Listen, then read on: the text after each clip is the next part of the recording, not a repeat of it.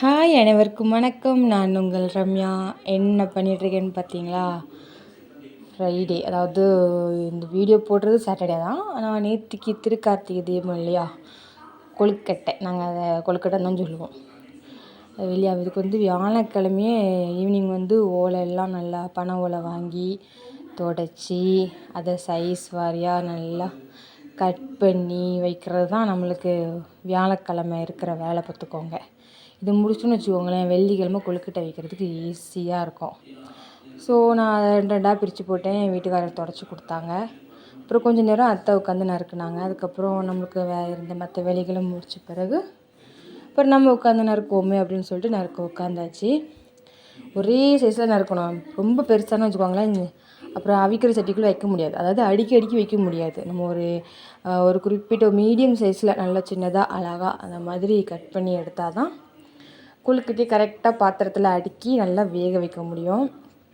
சில பேர் பிடி கொழுக்கட்டை பண்ணுவாங்க. இதே ஓலையில் மடக்கு கொழுக்கட்டைலாம் பண்ணுவாங்க. நாங்கள் இதை பார்த்திங்களா, இதே மாதிரி நல்லா சைஸாக வெட்டி வச்சுக்கிட்டு இந்த மெத்தடில் தான் நாங்கள் கொழுக்கட்டை பண்ணுவோம். நான் எங்கள் வீட்டில் பார்த்திங்கன்னா 2 கிலோ அரிசி போட்டிருந்தேன். 2 கிலோ அரிசி, 2 கிலோ வெல்லம், ஒரு 1/4 கிலோ சிறுபருப்பு, அப்புறம் ஒரு முழு தேங்காய் ஒன்றில் 3 முறி போட்டிருந்து, அதனால் நெய்யில் வறுத்து போட்டிருந்து, சிறுபருப்பையும் நல்லா வறுத்து போட்டிருந்து, கொழுக்கட்டை மாவு நல்லா ஊற வச்சு காய வச்சு திரித்து வறுத்து, அதுக்கப்புறம் நல்லா இந்த வறுத்தா கொஞ்சம் உருண்டை வந்துடும் இல்லையா, அதனால் அதை நல்லா சல்லடையில் சலித்து அதுக்கப்புறமா அதை போட்டு மிக்ஸ் பண்ணி வெல்லத்தை நல்லா 2 கிலோ வெல்லம், நல்லா அண்டை வெல்லம், அதுவும் இடித்து ஒரு 1/2 டம்ளர் தண்ணியை ஊற்றி அடுப்பில் வச்சு சூடு பண்ணிங்கன்னா நல்லா கரைஞ்சிரும். கரைஞ்சதுக்கு அப்புறமா நல்ல ஒரு சல்லடையில் நீங்கள் வடிகட்டிட்டிங்கன்னா உங்களுக்கு பெட்டராக இருக்கும். நல்லா கல் மண் எல்லாம் இருந்துச்சுன்னா அது எல்லாம் போயிடும். அப்புறம் தேவைக்கு தண்ணியை சேர்த்து நல்லா கொள்ளுன்னு கொள்ளணும். என்னென்னு கொண்டாலும் சரி, எவ்வளோ தண்ணி சேர்த்தாலும் சரி, லாஸ்ட்டில் கொழுக்கட்டை வைக்கும்போது கொஞ்சம் கொஞ்சமாக மாவு காய ஆரம்பிக்கும். அப்போ பக்கத்தில் பாத்திரத்தில் தண்ணி வச்சுக்கிட்டு இதே மாதிரி தண்ணி வச்சுக்கிட்டு தொட்டு எடுத்து போட கரெக்டாக இருக்கும். கொழுக்கட்டை எல்லாமே வச்சு முடித்தாச்சு. கிட்டத்தட்ட எனக்கு பார்த்திங்கன்னா ஒரு 60 கொழுக்கட்டை வந்துருந்துச்சு. இப்போ அதுக்கேற்ற மாதிரி ஒரு பெரிய பாத்திரம் எடுத்துருக்கிறேன். அடியில் ஒரு 4 கம்பு வச்சுருக்கிறேன். உள்ளே விழுந்துடக்கூடாதுல, அதுக்கு தான் கம்பு வச்சு, அப்புறம் மீதி இருக்கிற அந்த மூக்கோலம்பாங்கள்ல, அதை இதில் அப்படியே மேலாப்பாக அடுக்கி வச்சு இப்போ இந்த கொழுக்கட்டை எல்லாத்தையும் இதில் ஒன் பை ஒன்னாக எடுக்க போகிறோம். சின்ன வயசுலலாம் நாங்கள் கொழுக்கட்டை வந்தாலே ரொம்ப காண்டாக இருக்கும். எங்கள் அம்மா அதில் உட்காந்து கொழுக்கட்டை வைக்க சொல்லுவாங்களா, எரிச்சலாக இருக்கும். ஏன் அந்த கொழுக்கட்டைலாம் வருது அப்படிங்கிற மாதிரி இருக்கும். ஆனால் வச்சு முடிச்ச பிறகு அம்மா ஆளுக்கு ஒவ்வொரு உருண்டை பச்சை மாவு தந்துடுவாங்க. சாமி கேட்காம சாப்பிட்லாமோ அப்படின்னு நீங்கள் கேட்கலாம். அது என்னவோ தெரியல, அதை வச்சிட்டோன்னே எங்கள் அம்மா ஆளுக்கு ஒவ்வொரு உருண்டை, எனக்கு என் அண்ணனுக்கு என் தம்பிக்குன்னு சொல்லி ஆளுக்கு ஒவ்வொரு உருண்டை பச்சை மாவு தருவாங்க. அதை சாப்பிட்டுக்கிட்டே அலைவோம். அப்புறம் கொழுக்கட்டை அவிச்சதுக்கப்புறம் எவ்வளோ இருக்குதுன்னு கணக்கு பண்ணி எங்கள் அப்பாவுக்கு ஒரு லம்பாக கொஞ்சம் எடுத்து வச்சுட்டு எங்கள் 3 பேருக்குமே ஒரு 5 6 பங்கு வச்சு கொடுத்துருவாங்க. அதை நாங்கள் ஒளிச்சு வச்சு திங்கிறதுக்குள்ளே படுற பாடு இருக்கே. ஐயோ, அவன் எடுத்துருவானா இவன் எடுத்துருவானான்னு பயந்து ஒளிச்சு வைக்கணும். எங்கே ஒளிச்சு வச்சாலும் தேடி கண்டுபிடிச்சி திருடி தின்னுருவாங்க பார்த்துக்கோங்க. நம்ம தான் ஃபஸ்ட்டு தின்னுட்டு தான் அப்புறம் அவங்க இதில் கை வைப்பாங்க. அந்த மாதிரி இருக்கும். அது ஒரு ஜாலியாக தான் இருந்துச்சு சின்ன வயசு லைஃப். அது ஒரு மாதிரி, அது ஒரு என்ன சொல்கிறது, அது ஒரு நல்ல ஒரு நினைவுகள். அதெல்லாம் சின்ன வயசு நினைவுகள். உங்கள் சின்ன வயசில் நீங்கள் மாதிரி கொழுக்கட்டை திருடி தின்னு அனுபவம் இருந்துச்சு கண்டிப்பாக சொல்லுங்கள். நானும் என் தம்பியோட கொழுக்கட்டையை நல்லா திருடி சாப்பிட்ருக்குறேன்.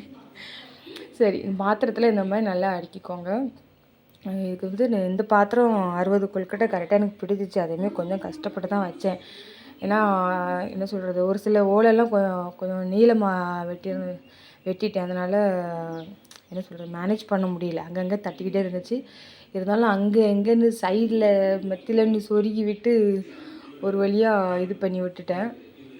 இன்னொன்று பார்த்தீங்கன்னா, கொழுக்கட்டை வைக்கும்போது எல்லோரும் கரெக்டாக அந்த ஓலை அளவுக்கு வச்சிடக்கூடாது. சென்ட்ரில், அதாவது அந்த பக்கமும் ஒரு 2 இன்ச்சுக்கு இடம் இருக்கணும், இந்த பக்கமும் ஒரு இன்ச்சுக்கு போல் இடம் இருந்து நடுவில் தான் கொழுக்கட்டை வைக்கணும். நீங்கள் அவிச்சிங்கன்னு வச்சுக்கோங்களேன், அவியும் போது நல்லா ஓடி அவியும், இலக்கு போல் ஓடி அவியும்.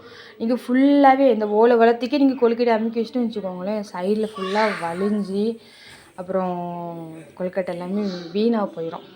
ஏன்னா அது வேகும்போது இலக்கும் கொடுக்கும். அதனால தான் கரெக்டாக அந்த ஓலைக்கு மத்தியில் இருக்கிற மாதிரி தான் கொழுக்கட்டையை பிடிச்சி வைக்கணும். நான் அப்படி கொழுக்கட்டை வச்ச வீடியோ வந்துச்சு பார்த்தீங்களா, அதில் மாதிரி மத்தியில் வச்சு வைக்கணும். நான் முடிஞ்ச அளவுக்கு வச்சு நல்லா அழுத்தி வச்சேன்.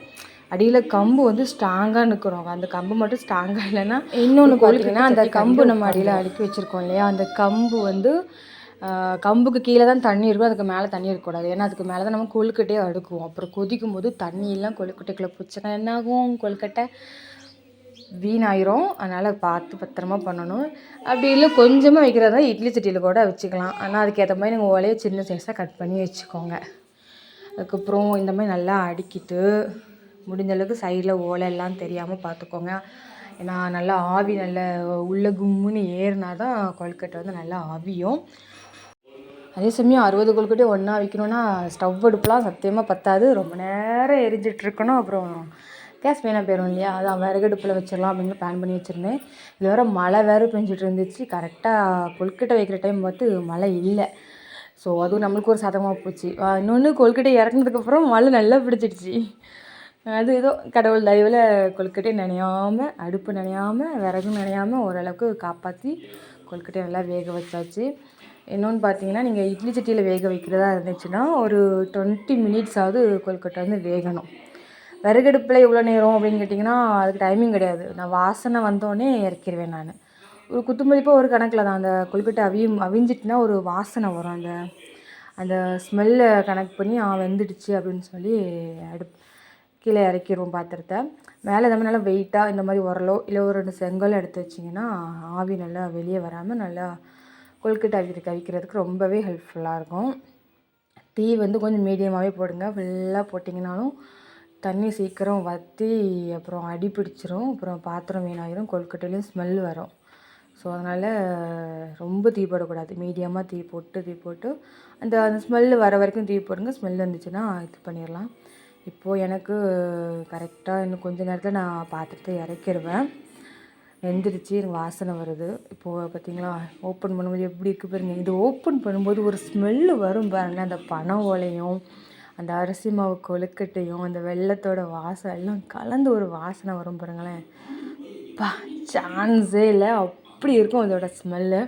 இது இந்த ஓலையில் கொழுக்கட்டை அவிக்கிறவங்க மட்டும்தான் அந்த ஸ்மெல்லை ஃபீல் பண்ண முடியும். இவ்வளோ கொழுக்கட்டை வச்சுருக்கீங்க என்ன பண்ணுவீங்கன்னு கேட்டால் தெரிஞ்சவங்களுக்கு சொந்தக்காரங்களுக்கு கொஞ்சம் கொஞ்சம் கொடுப்போம். அதுக்கப்புறம் மீதி இருக்கிறத ஃப்ரிட்ஜில் வச்சு சாப்பிட்லாம்.